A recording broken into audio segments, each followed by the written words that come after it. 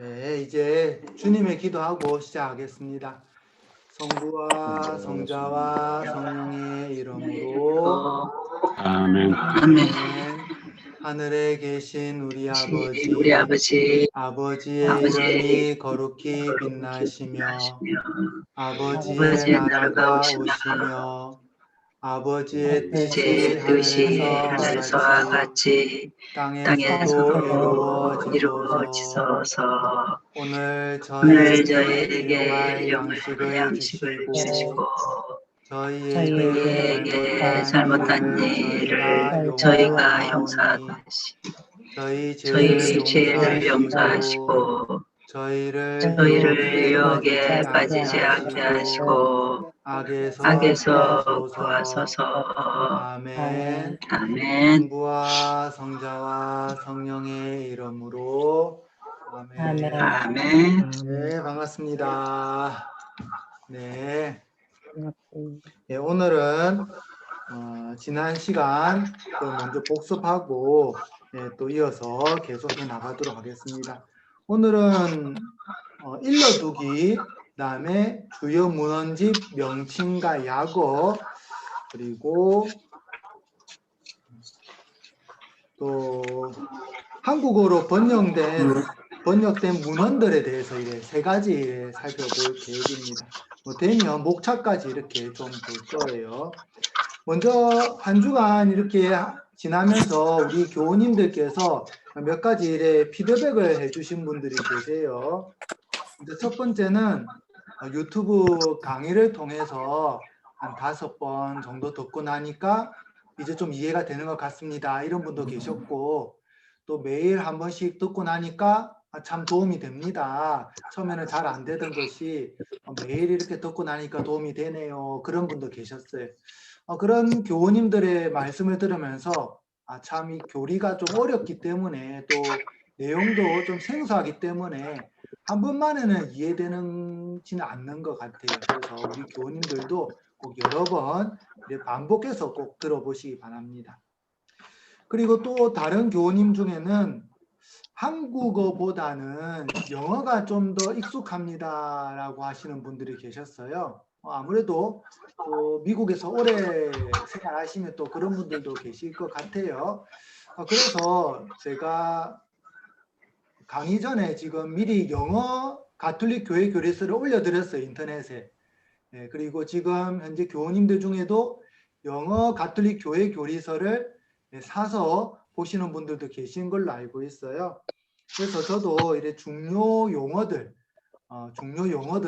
꼭 영어를 한 번씩 이렇게 짚어드리도록 노력해 보겠습니다. 혹시나 제가 이렇게 쭉 한국어로 계속 설명해 나가는데 어떤 용어들은 한국어 자체도 어려운 것들이 오늘 좀 나와요. 그래서 딱 들어보면 이런 한국말이 있나 라고 하는 경우들이 좀 있어요. 네. 그래서 그런 용어들 제가 이렇게 사용하고 나더라도 나중에 지금 그거는 영어로 뭐 어떻게 되나요? 이렇게 물어보시면 제가 찾아서 또 올려드리도록 하겠습니다. 먼저 복습해보죠. 복습. 네, 복습. 제가 화면 공유를 해드릴게요.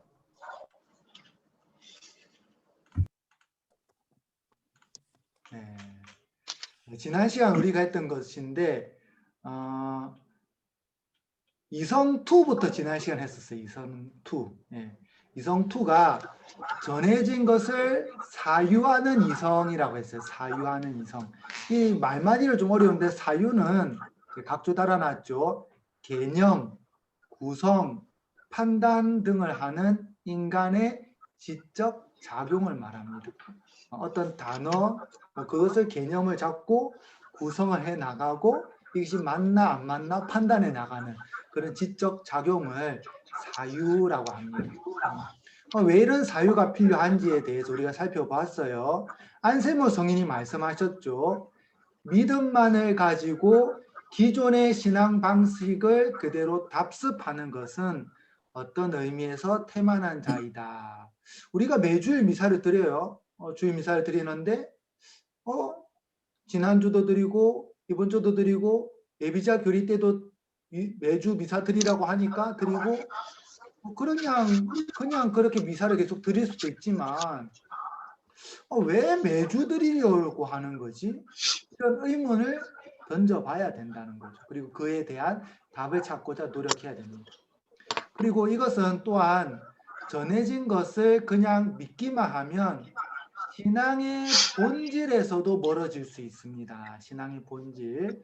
대표적인 예가 남성으로 고착된 하느님 이미지라고 제가 예를 들었죠. 또 한 가지 문제는 성경 말씀을 글자 그대로 받아들이게 되면 사입이나 근본주의자가 또 될 수가 있어요. 그래서 성경 말씀을 읽는다 하더라도 이 말씀은 왜 이렇게 표현되었을까? 이 말씀은 또 왜 이렇지? 특히 구약에서 하느님께서는 전쟁을 나가게 되면 남자나 여자, 아이나 노인 할 것 없이 다 죽여버리라 라는 성경 말씀이 나와요. 헤렘법이라고 하죠. 헤렘법. 이 말씀은 정말 그런가? 그걸 역사적으로 또 한번 찾아보는 거예요. 인터넷 검색을 해보든지, 검색해서 안 되면 또 신부님 수녀들 뭐 여쭤보든지. 그러면 성경 말씀을 글자 그대로만 받아들이는 것은 좀 위험하구나 라는 것을 알 수 있어요. 그것을 이성적 사고로서 이해하는 노력이 필요하다. 성경 말씀을. 이렇게 노력하는 것을 이해를 추구하는 신앙이라고 안세모 성님께서 말씀하셨어요. 이해를 추구하는 신앙.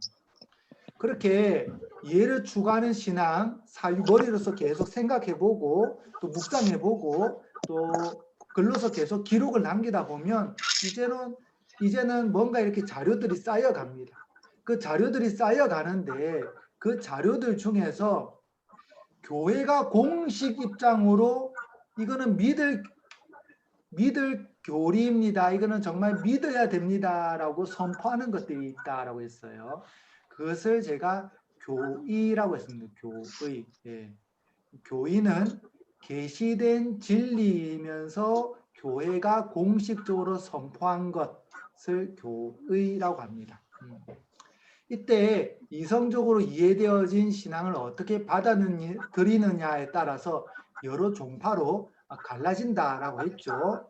1054년에 동방정교회, 1517년에 프로테스탄트, 이렇게 크게 두 가지로 갈라지게 되었어요.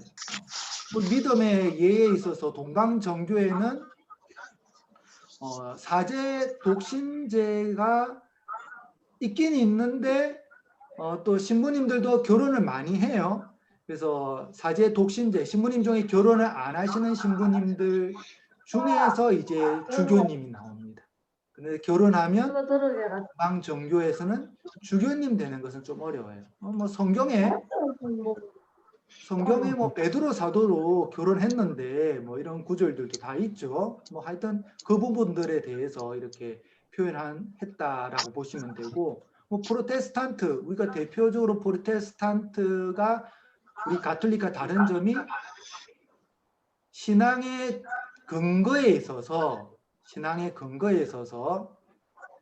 뭐 믿을 교리를 우리 가톨릭에서는 이제 성경과 성전 이 두 가지를 다 표현하지만 프로테스탄트는 오직 성경만을 가지고 있어요. 오직 성경. 그것만 해도 또 다르다라고 할 수 있어요. 예. 네. 그리고 제가 또 다시 이래 보내드리겠습니다.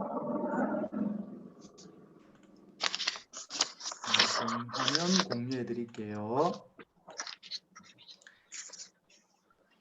네, 그 다음에 이성3.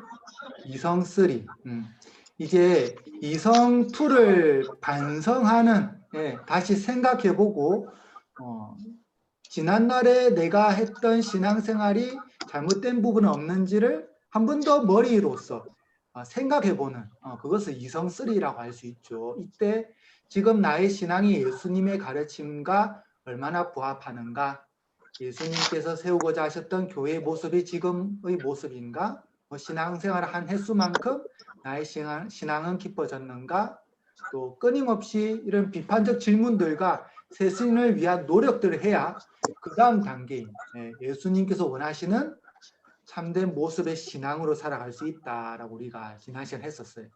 그리고 하나 더 했었죠. 가톨릭 교회 교리서를 상징하는 그림에 대해서도 살펴보았어요. 이 부분 하나 공유를 해드릴게요. 제가 따로 아예 하나 이래 사진을 찍어 왔습니다. 네.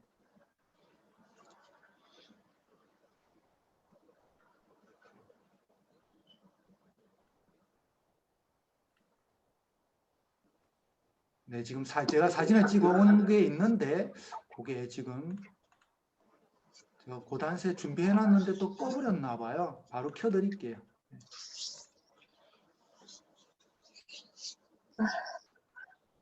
네, 됐습니다.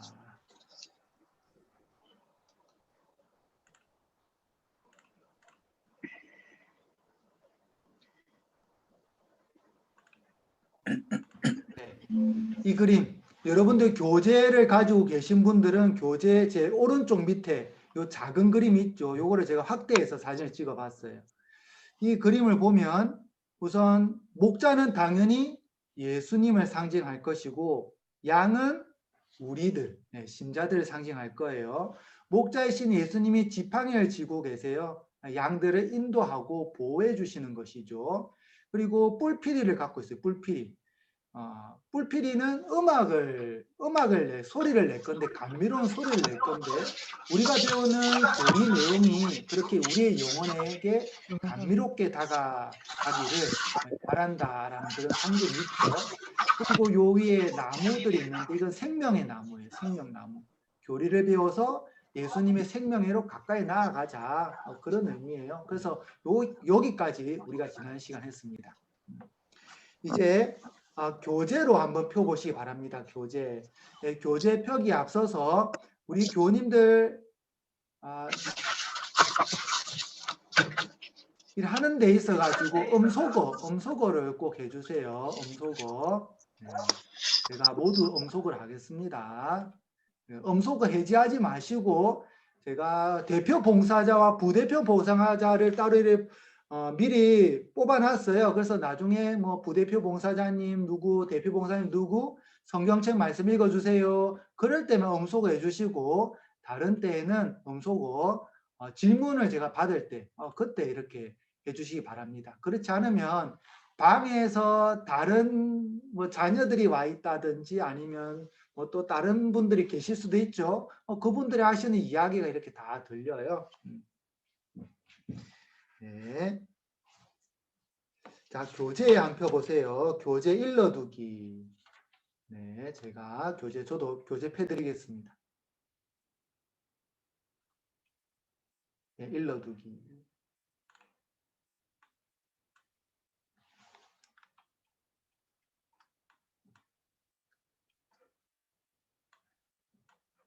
네, 일러두기 잘 보이시나요? 네.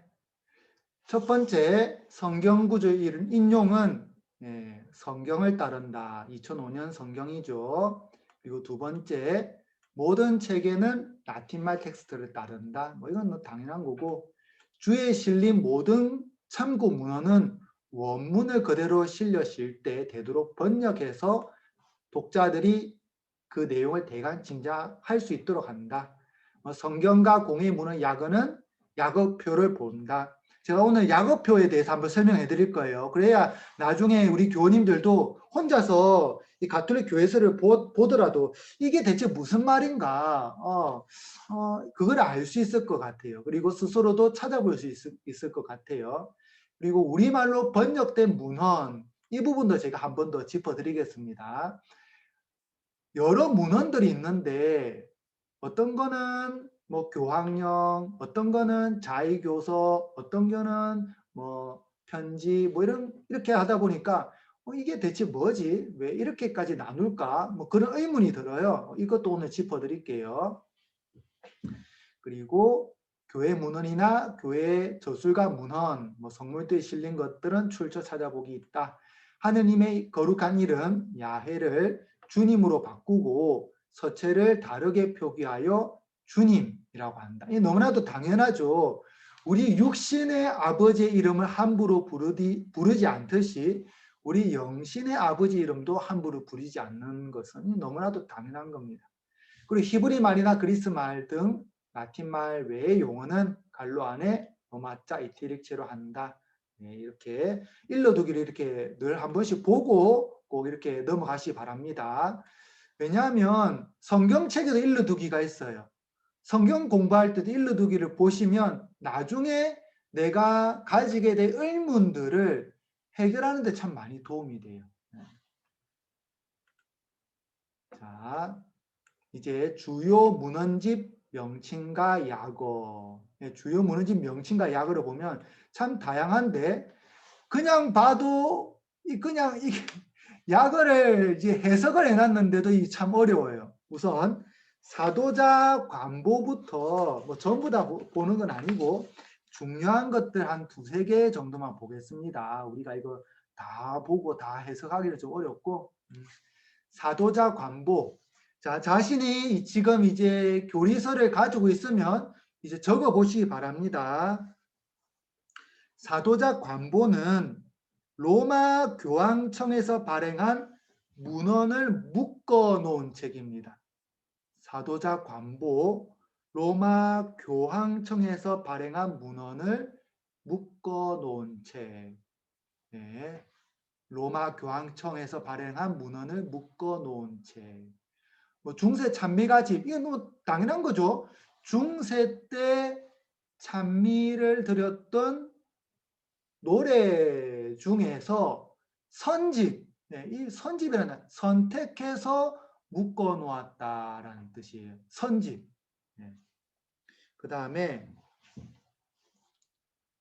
교부 장서, 뭐 장서라는 말도 좀 생소하죠. 장서. 교부들, 예, 가톨릭 교회 안에서 가르침을 주셨던 학덕이 높고 그 다음에 영적인 덕도 높은 분들인데 성인들도 많고 성인들이 아닌 분도 계신데 이 교부들의 장서가 뭐냐?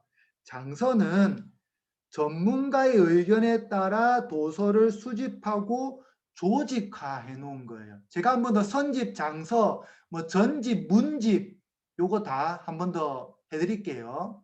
장서는 전문가의 의견에 따라 도서를 수집하고 조직해 놓은 거. 아, 그러면 교부들의 문헌인데 이 교부들을 연구한 학자들이 있겠죠. 그 전문가, 그 학자들의 의견에 따라서 도서를 수집하고 조직해 놓은 걸 장서라고 합니다. 장서.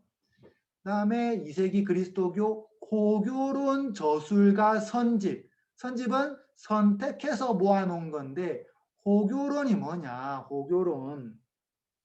이 호교론은 보호할 호자에 가르칠 교자, 말할 론자를 사용합니다. 예, 보호할 호에 가르칠 교, 말할 론. 예, 보호했다. 무엇을 보호했냐? 교회를 보호했는데 어떻게 보호했냐면 가르침으로써 보호를 했어요. 그리고 그것을 말로 논쟁을 했었어요. 누군가가 가톨릭 교회를 공격을 하죠. 그러면 논쟁을 해서 교회를 가르침으로써 그 사람들을 가르침으로써 교회를 보호했었어요. 그런 호교론자의 저술가 선집이라는 거예요.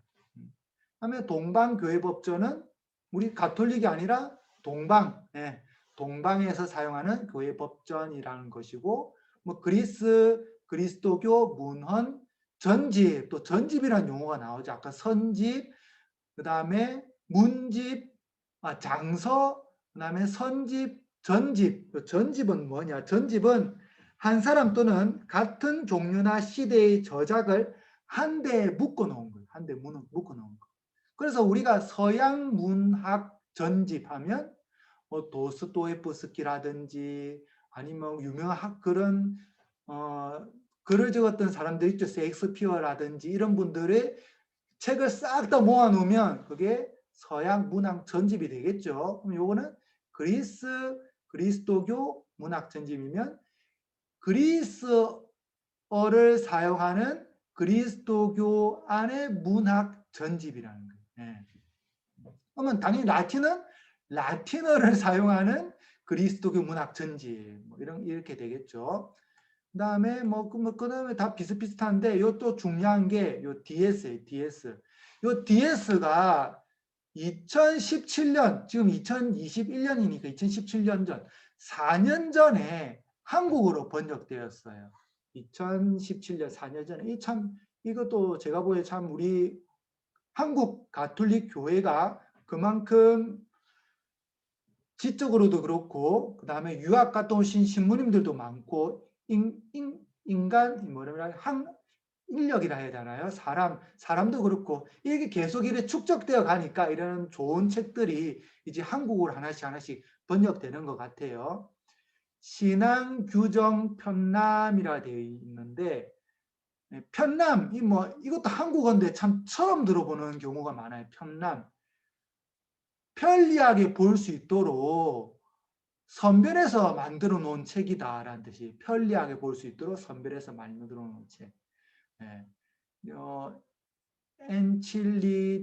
엔칠리디온 신볼로룸 신앙 편람인데 피데 신앙과 도덕에 관한 선언 정의와 선언 규정과 선언이라고 보시면 선언입니다. 신앙과 도덕에 관한 규정과 선언 그것을 싹 모아놨어요. 여기서 보면 제가 아까도 말씀드렸지만 우리 가톨릭 교회 교리서 안에 교의들이 많이 들어있다고 했어요. 교의. 하느님께서 계시하신 진리 중에 이것은 믿을 교리입니다. 우리 가톨릭 교회가 공식적으로 이야기하는 겁니다. 라고 한 부분들이 있어요. 그것들을 쉽게 찾을 수 있도록 편리하게 찾을 수 있도록 묶어놓은 것이 신앙규정 편람이에요. 덴징거 신부님께서 제일 처음 만드셨고 뒤에 쉔메츠라는 학자가 한 번 더 편집을 했었어요. 그리고 덴징거 신부님께서는 그 당시 만들었을 때 이 신앙규정 편람이 그렇게 사람들에게 많은 도움을 준다, 참 중요하다라는 얘기를 못 들었는데 신부님 돌아가시고 나서 이 책이 각 주목을 받기 시작했어요. 그리고 나서 지금은 한국어판이 44판을 번역한 거예요. 지금 계속해서 업그레이드 되고 있습니다. 계속. 그 다음에 밑에 쭉 보시면 대략 이렇게 아실 수 있을 것 같아요. 이제는 한 번 더 제가 한 번 더 짚어 드릴게요.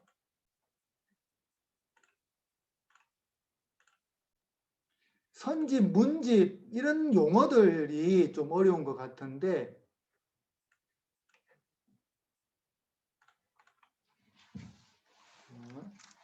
우선 선집 한 사람이나 여러 사람의 작품 가운데 몇 가지를 추려서 모아 놓은 책.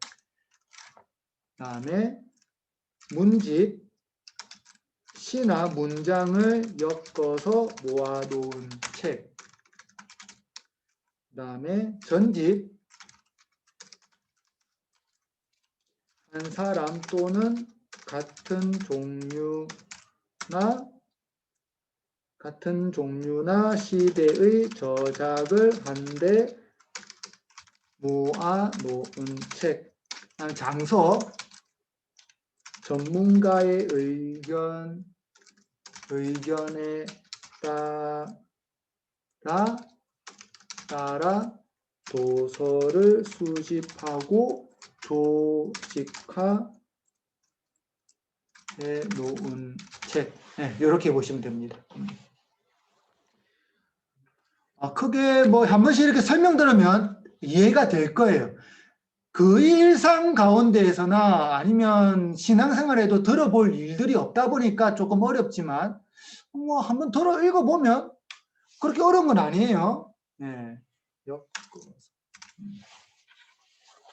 그 다음 이제 우리말로 번역된 문헌들에 대해서 살펴보겠습니다. 제가 이 문헌들에 대해서는 이렇게 말로 설명되고 글 워드를 초과해서는 안 될 것 같아서 제가 이 종이를 하나씩 만들어서 여러분들한테 다 나눠드렸어요. 예.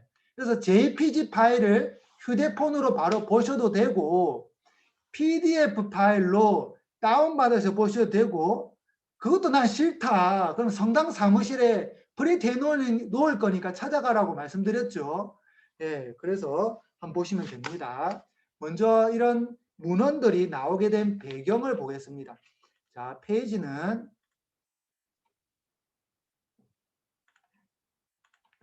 네, 그 다음 페이지. 이 부분은 그 다음 페이지는 구약 성경. 뭐 너무나 잘 알고 있어요. 성경 약어. 너무나 잘 알고 있으니까 이 부분 넘어가고, 요겁니다. 요거. 예, 우리말로 번역된 문헌들. 출판사를 별도로 밝히지 않은 문헌은 한국천주교회의 뭐 출판물이다. 보면 여기 헌장, 교령, 그 다음에 뭐 선언, 예식서, 그 다음에 훈령, 지침,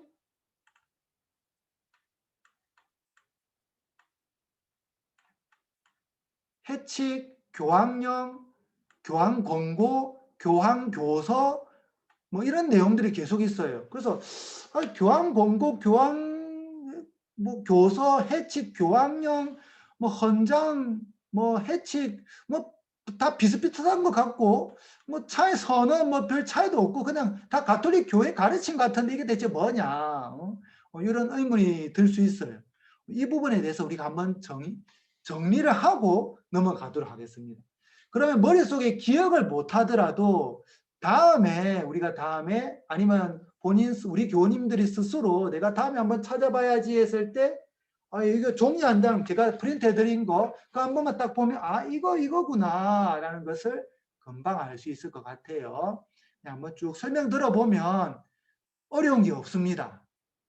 어려운 게 없는데 좀 전에도 말씀드렸듯이 신앙생활 할 때도 들어볼 일이 없고 일상생활 하는데도 들어볼 일이 없기 때문에 어렵게 느껴지는 거예요.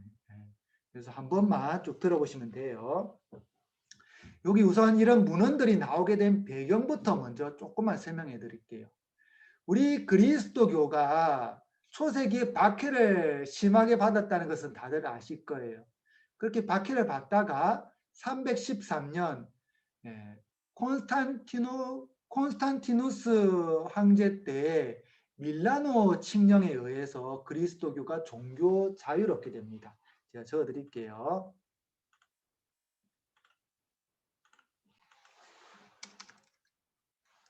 313년 콘스탄티누스 1세 황제 때 밀라노 칙령. 네. 이 밀라노 칙령에 의해서 종교 자유를 얻게 돼요. 뭐 예를 하나만 더 추가로 얘기해 드려서 392년 테오도시우스 황제 때는 국교가 됩니다. 참고로 알아두시기 바랍니다. 중요한 건 313년 콘스탄티누스 1세 황제 때 밀라노 칙령이 공표가 돼요. 이 칙령으로 인해서 그리스도교가 이제 종교 자유를 얻게 되고 이제 각 지역 종교들이 회의를 하면서 그 안에 생겨나는 여러 문제들에 대한 결정을 내리게 됩니다. 그 결정을 내릴 때 그 결정문을 각 지역 교회에 다시 알려야 되는 거예요. 그때 많이 했던 것이 편지입니다. 편지. 그래서 초세기 편지들을 보면 4세기네요. 313년 4세기, 뭐 5세기, 6세기 편지를 보면 주로 신앙과 도덕에 관한 교회 결정문들이 많았어요. 신앙과 도덕에 관한 결정문. 그런데 이제 가톨릭 교회가 덩치가 커지고 국가 간의 대화도 하게 되고 황제도 만나게 되고 때로는 교회법이 있는데 국가법과 상충될 때도 있고 외교적인 문제도 생기고 나니까 이 편지를 보내는데 그 편지의 내용이 신앙과 도덕뿐만이 아니라 외교적인 문제에 대해서도 편지가 다루고 있고, 그다음에 법률적인 문제에 대해서도 편지가 다루고 있어요. 그 편지의 내용들이 계속 또 다양해지는 거예요. 그 편지의 내용이 다양해지다 보니까 이 각 편지마다 분류를 하게 되고 그 분류를 한 편지에 이름을 하나씩 하나씩 붙이게 되는 거예요. 그러다 보니까 이런 다양한 형태의 편지문들이 나오게 된 거죠. 그 편지들을 보면 이제 여러분들에게 나눠드린 프린트를 봐주시기 바랍니다. 프린트를 보면서 저도 하나씩 하나씩 설명해 드릴게요. 입법과 행정 행위에 따른 문헌에는 헌장과 교황령, 교령, 선언, 자의교서 등이 있고 있습니다. 공의의 문헌들이 주로 여기에 해당됩니다. 또 사목적 차원에서는 해칙, 교황교서, 교서, 교황권고 등이 있습니다. 형식에 따라서는 칙서와 소칙서로 나뉩니다.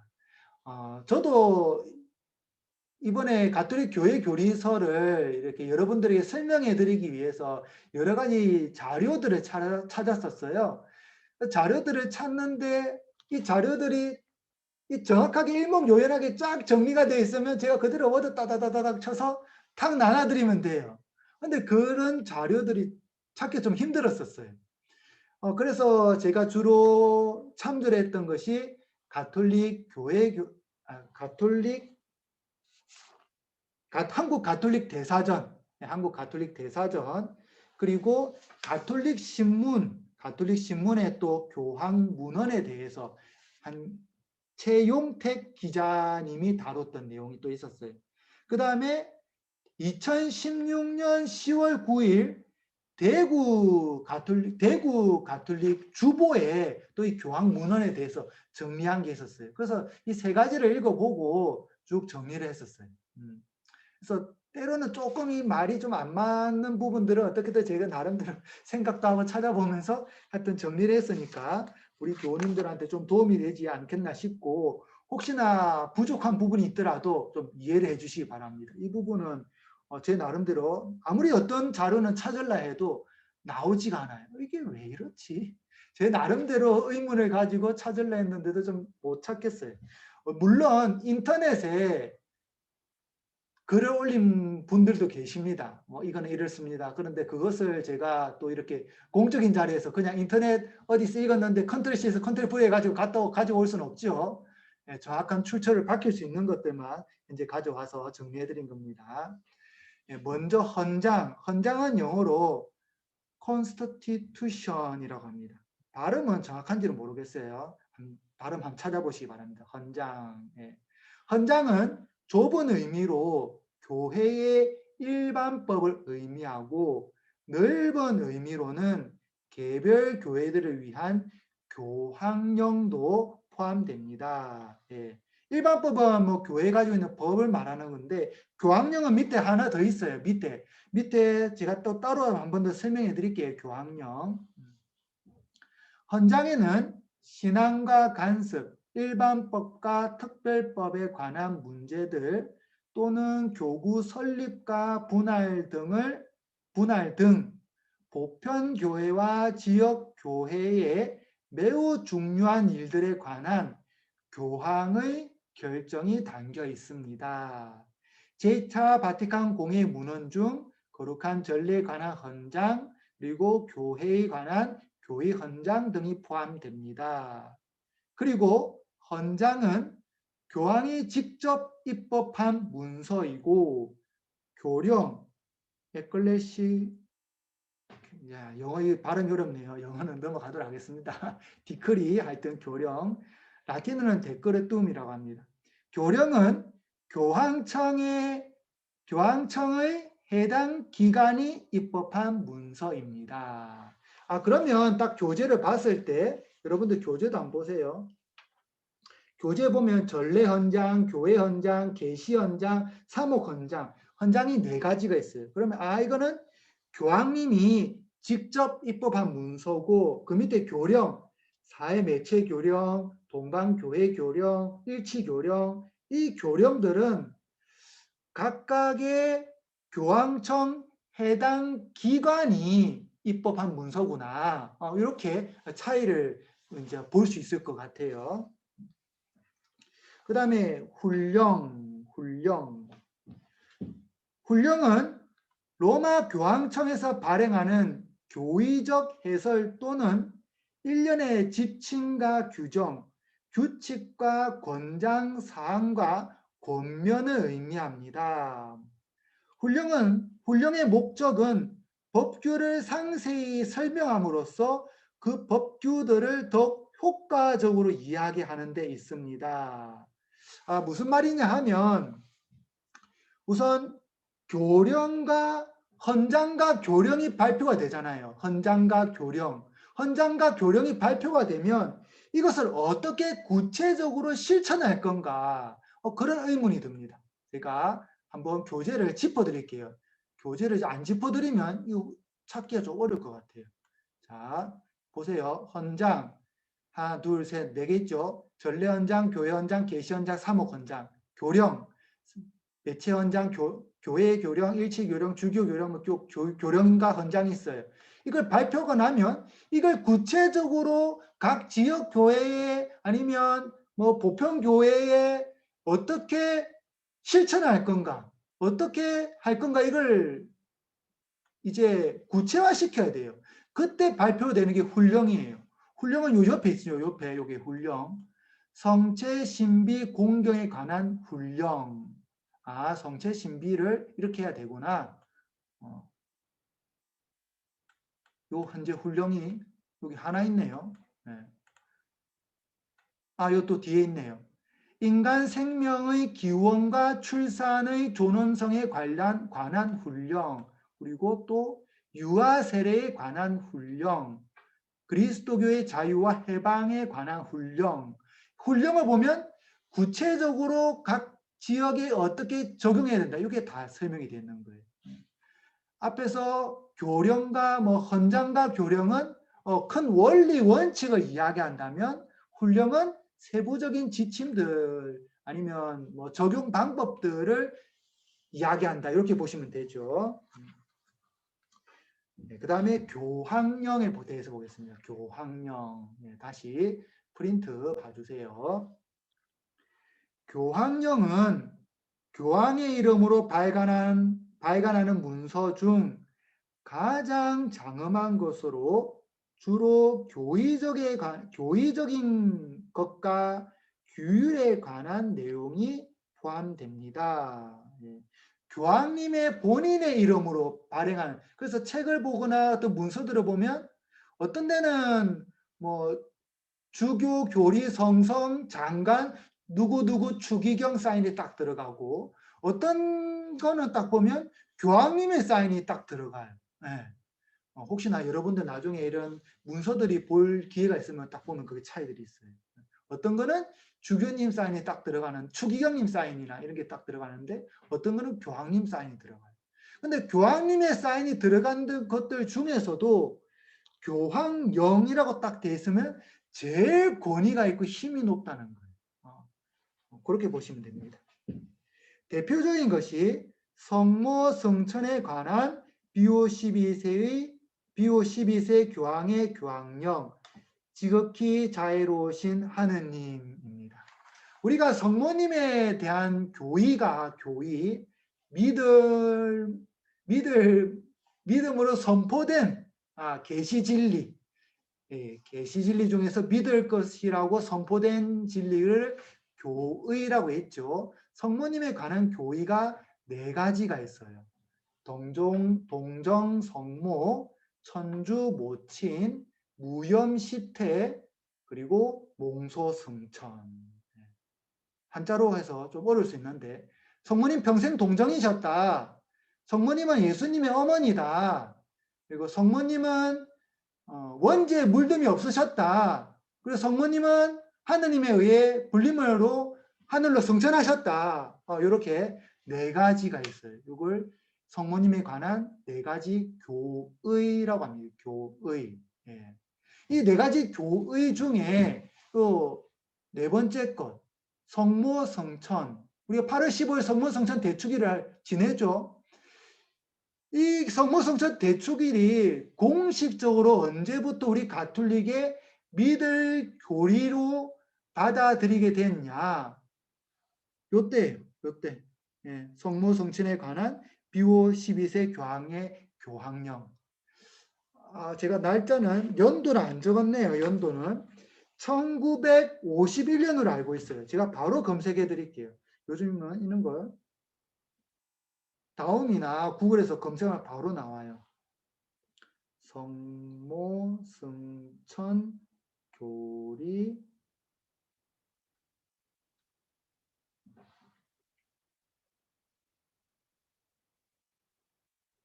비오 12세 교황 1950년이네요. 1950년 11월 1일 날. 1950년 11월 1일. 이거는 우리 가톨릭에서 믿을 교리입니다. 교의입니다. 그래서 8월 15일을 1950년 이후부터 계속 지키고 있는 거예요. 그것이 교황령으로 발표되었다. 제가 이런 교리를 우리 청년들하고도 이렇게 계속해요. 한 달에 한 번씩 벌써 3년 꽉 채웠고 이제 4년째 접어들고 있네요. 우리 청년들도 참 집중해서 잘 듣는데 그러면 신부님 이런 질문 하더라고요. 1950년 이전에는 이거 믿을 교의가 아니었는데 그럼 없었던 거 우리 가톨릭이 만들어낸 거 아니에요? 이렇게 하는 그렇게 생각할 수도 있죠. 하지만 아니에요. 그런 건 아니고 1950년대에는 전 세계 가톨릭 교회가 이제 공식적으로 믿을 교리로 선포하고 전례안에서 다 지키는 것으로 된 것이고 1950년 이전에는 지역 교회별로 각 지역 교회별로 계속 지켜왔던 거예요. 그것을 이제 비오 12세 교황님께서 이제 가톨릭 교회 전체 믿음으로 선포하신 것이죠. 그렇게 하시면 돼요. 그리고 교황령은 교황님의 인장인 어부의 도장을 찍어 봉인하는 칙서의 형식을 띱니다. 여기는 어부의 도장까지 이렇게 꽝 찍어 놓는데요.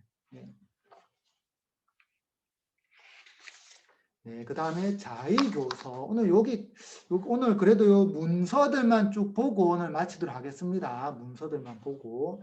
자의교서는 교황령 다음으로 중대한 사항에 대해 대한 문제를 다루는 교황 문서로 교황님 자신의 고유한 주도권을 가지고 내는 법령입니다. 법령. 주로 법령과 관련된 거죠. 대개 행정에 관한 문서로 결정을 법제화하거나 교회법을 바꿀 때 이제 자의교서가 발표됩니다. 그 다음에 해칙. 해칙은 전 세계 주교들과 신자들을 대상으로 교황님이 직접 발행하는 문서입니다. 하느님은 사랑이십니다. 이런 해칙도 예전에 나왔었고, 각가지 해칙들이 나왔었는데, 프란치스코 교황님께서는 또 찬미받으소서라는 해칙을 내셨죠. 교황님께서는 우리 주교님들과 신자들에게 이런 부분에 대해서 한번 생각해 봤으면 좋겠습니다. 꼭 한번 해보세요라는 뜻으로서 이제 내는 거예요. 그래서 전 세계 주교들과 신자들을 대상으로 교황님이 직접 발행하는 문서. 그리고 교황 권고. 교황 권고는 교황님이 특정한 활동을 재촉하면서 어떤 특정 공동체에 제시하는 가르침. 그럼 해칙하고 교황 권고가 차이를 알 수 있죠. 해칙은 전 세계 신자들, 주교님까지 다 포함해서 교황님이 발표하는 거다라고 보면 교황 권고는 특정한 활동, 특정 공동체에 관련된 부분이다라고 보시면 됩니다. 그 다음에 이제 교황교서. 교황교서는 일반적으로 여러 가지 주제, 예를 들면 수호 성인 명명, 세복자나 성인들에 대한 선정, 새로운 교황 대사관 설립, 징벌 규정 등을 다루고 있습니다. 이 바깥에 다양한 문헌들이 많은데 한 이 정도만 알아도 우리 교원님들께서 이 문헌들을 보는데 충분히 이해가 되시지 않을까 싶습니다. 오늘 여기까지 이렇게 하도록 하겠습니다. 이제 질문 받을게요. 혹시나 궁금한 거나 질문사항 이렇게 말씀해 주세요. 음소거 딱 하시고 질문해 주시기 바랍니다.